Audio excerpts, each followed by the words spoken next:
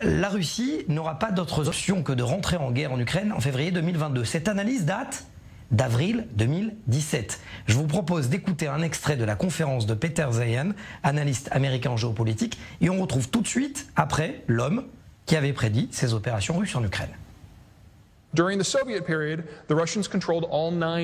Pendant la période soviétique, la Russie contrôlait 9 portes d'entrée, mais après cette période, ils sont passés de 9 à 2. Maintenant, elle n'en contrôle que 2.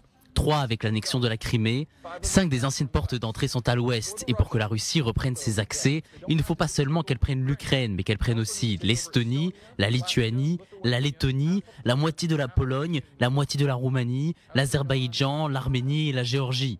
Et comment cela va se faire ?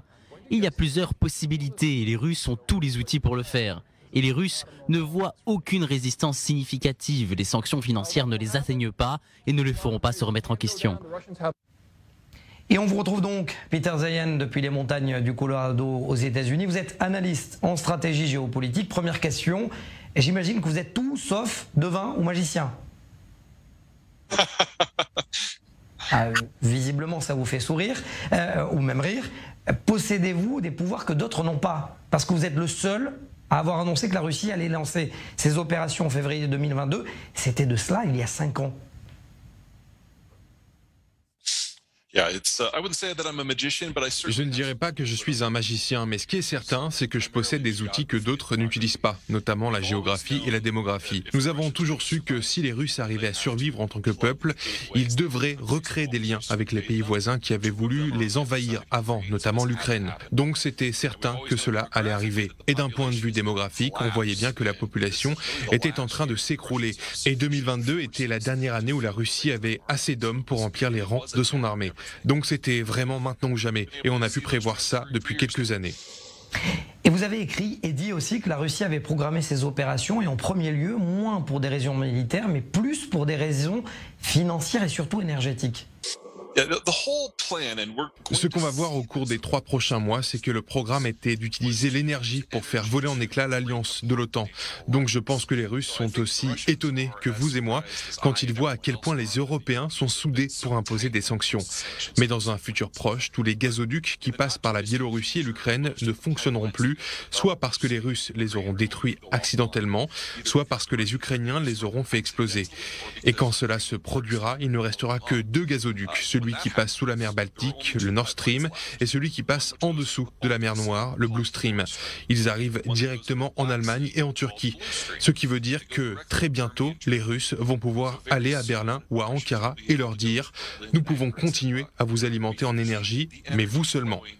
Et uniquement à condition que vous fassiez en sorte que l'OTAN ne puisse pas agir pour défendre l'Ukraine.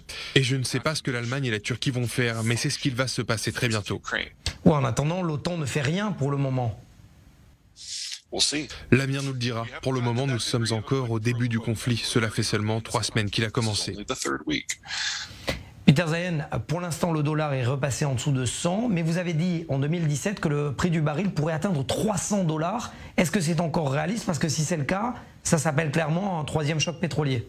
Nous allons avoir un 3e choc pétrolier à l'échelle internationale. Ce qu'on voit pour le moment, c'est que les 2 tiers des exportations de pétrole russe qui sont destinées aux pays occidentaux, via les mers Noires et Baltiques, ont commencé à déserter le marché. En effet, les compagnies d'assurance vont refuser d'assurer les navires qui iront chercher le pétrole, le personnel des ports européens refusera de le charger et les capitaines refuseront de l'acheminer. Donc aujourd'hui, ce sont déjà 3 millions de barils par jour qui ne circulent plus. Et au fur et à mesure que le conflit va se poursuivre, ce sont les pipelines tout entiers qui vont arrêter de fonctionner. Et dans cette configuration-là, nous devrions nous estimer heureux que le prix du baril de pétrole soit de 170 $ seulement, parce qu'il me semble que 200 $ est un tarif plus réaliste. Et quand nous en serons là, le président Joe Biden pourra arrêter les exportations américaines de pétrole brut. Quand cela arrivera, le monde n'aura plus accès au pétrole russe et américain en même temps. En Amérique du Nord, le prix de l'énergie est d'environ 70 $, mais dans le reste du monde, il ne redescendra plus jamais en dessous de 150 $. Et maintenant, alors que nous essayons de nous adapter aux nouvelles normes, je crois que 300 $ est un prix raisonnable. $150, $300. Vous avez publié également un livre au nom très équivoque et optimiste, The End of the World is just the beginning mapping of the collapse of globalization. La fin du monde commence à peine, cartographie de l'effondrement de la globalisation. En quelque sorte, je traduis en mots simples, vous êtes en train de dire qu'il va y avoir un nouvel équilibre des forces et donc un Proche-Orient plus explosif. Bigger, but yes. Let's start with the Middle East, though. Oui, quelque chose plus large que ça. Commençons par le Moyen-Orient. Si les prix augmentent vraiment, ça veut dire que le coût de l'agriculture va augmenter lui aussi. Il faut bien garder à l'esprit que la Russie et l'Ukraine sont les 5e exportateurs mondiaux de blé et que la Russie est le premier pays exportateur d'engrais. La dernière fois qu'il y a eu une interruption dans le marché du blé en Russie, les prix ont triplé au Moyen-Orient. Il y a eu des séries de conflits et de soulèvements que nous appelons aujourd'hui le printemps arabe. Ce qui va arriver au 4e trimestre de 2022 sera bien pire que ça. Et je serais surpris que le prix du blé au niveau international ne soit pas multiplié par 4. Global wheat prices did not at least quadruple, and then Au Moyen-Orient, le prix sera largement au-dessus et tout le monde va en souffrir parce que l'alimentation dans la plupart des pays de la région repose sur la farine. Il va falloir s'adapter, mais il y aura des répercussions dans le monde entier. Ce n'est pas juste un problème qui concerne la région. Donc, vous pouvez être sûr que les pays du Moyen-Orient vont commercialiser leur pétrole, gagner plus d'argent et ce sera sûrement avantageux pour des pays comme l'Arabie Saoudite. Mais il faut aussi s'attendre à des restrictions dans le domaine de l'énergie au niveau international. Donc je pense que des pays comme la Grande-Bretagne et la France, peut-être même le Danemark, l'Espagne, l'Allemagne et l'Italie vont devoir se rabattre sur le pétrole produit par des pays africains pour signer des contrats afin d'éviter que ces barils n'aillent nulle part ailleurs qu'en Europe. Ça leur permettra de faire passer la pilule et d'éviter une envolée des prix. Mais pour les pays qui dépendent déjà du pétrole africain comme la Chine, il s'agit d'une multitude de facteurs catastrophiques. Est-ce que vous pensez que Vladimir Poutine le savait? Est-ce que c'est pour ça qu'il a durci ses positions vis-à-vis de l'accord nucléaire? Les Russes et les Iraniens ont toujours formé un drôle de couple. C'est une alliance de convenance. Et si les Américains n'étaient pas présents dans leur système, les deux pays se seraient déjà affrontés.